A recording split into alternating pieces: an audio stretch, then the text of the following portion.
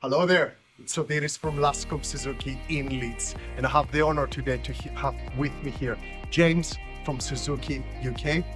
He's the trainer on the brand new e-Vitara, which we have the privilege to have had in the showroom over the last month. Today, my sales team had plenty of time with James to ask questions and get a better feel about the benefits of the e-Vitara and overall an EV car.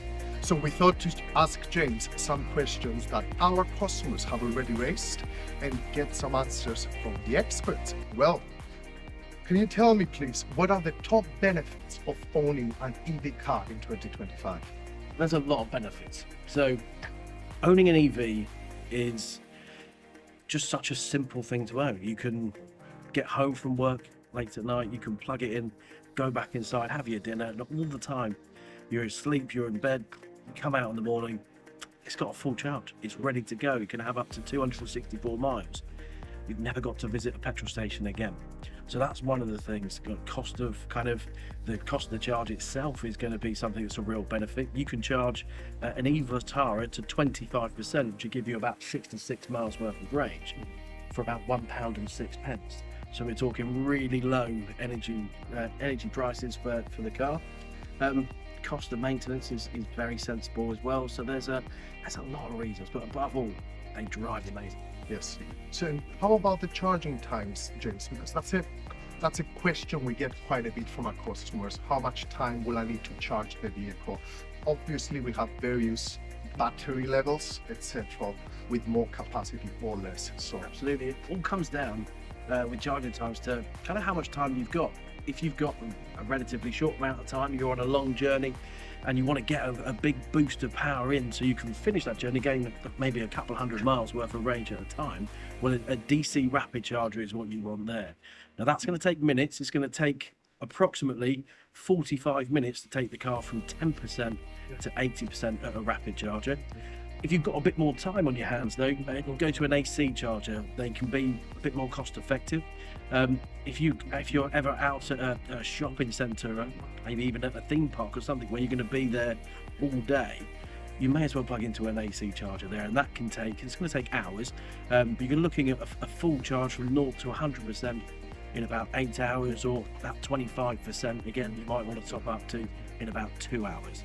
So a lot of kind of range there. It really depends on what you require in terms of charging time. There's a charger for you out there. thank you, James.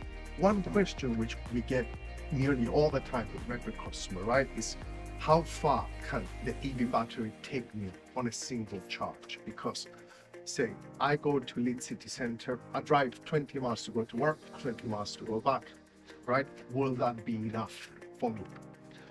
Because I've always had petrol cars, I just go with some petrol in and I crack on. But what do you think about the EV? The EV, you're going to do that range in a much more cost-effective way with an EV. Like I say, a 25% charge will get you 66 miles worth of range for £1.06. So we're talking really low figures there. If you look at a Vitara doing 45 miles to the gallon, you're looking at about £6.50 for 45 miles worth of range. So a big change in terms of cost there. Really, it's about how many times you can do that commute on one charge. Now, a two-wheel drive 61 kilowatt hour e-Vitara is going to do around 264 miles of range. In good weather, in the winter, it'll do maybe slightly less, but you're going to be looking at quite a few journeys for that kind of mileage to one charge. So in one journey, if you wanted to go really long distance and drive from Hull to Scotland, you could do it. You will need to potentially charge, depending on where in Scotland you're going to. You will need to do a charge, but a rapid charger could get you on your way in a matter of minutes. Yes. And it really does open up the kind of potential for EVs to go as far as you really want to go. Absolutely, and I think with you've touched on it, on a 61 kilowatt hour that can do up to 264 miles. You can do the full working week on a single charger. And what's even best, if you have a charger at home, that may be a Type 2 or a 3-pin charger, you can plug it as soon as you go home, go to sleep, wake up and have 100% battery. So you never actually need to worry about having enough range to take you where you need to be.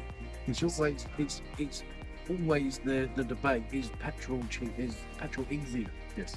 than charging? Well, when you're charging at home, you're charging up overnight, you're asleep while that's happening. In my books, that's much easier than going to a petrol station. To make it even easier than that, when you buy an e-Vitara at the moment, you get a free OMI home charger as well. So it takes away all the setup costs, it takes away all the worry. It's ready to go by the time that you take delivery of your car. So it's a very simple way to go about it. Thank you, James. Another question I would get quite a bit is about the maintenance costs between a petrol vehicle to an EV. What are your thoughts on that? In terms of maintenance, well, there's a lot less moving parts. So an electric vehicle the motor only has really one moving part, and there's not much to service in there at all. It doesn't have a gearbox, it doesn't have air filters and oil filters and things like that. So in terms of maintenance, it's a lot easier. And that's reflected in the price of the maintenance as well. It's in 12,500 mile intervals. I think the cheapest service is £88.81. The most expensive one is £179.21. So they're kind of the best case and the worst case scenario all rolled into one. Yeah, it's very cost effective, and over the life of the vehicle, you're going to spend miles less than you would. Absolutely. In terms of incurred combustion. Talking from a dealer's perspective, from a servicing point, right? We do service plans for 3 years across both petrol and EV vehicles.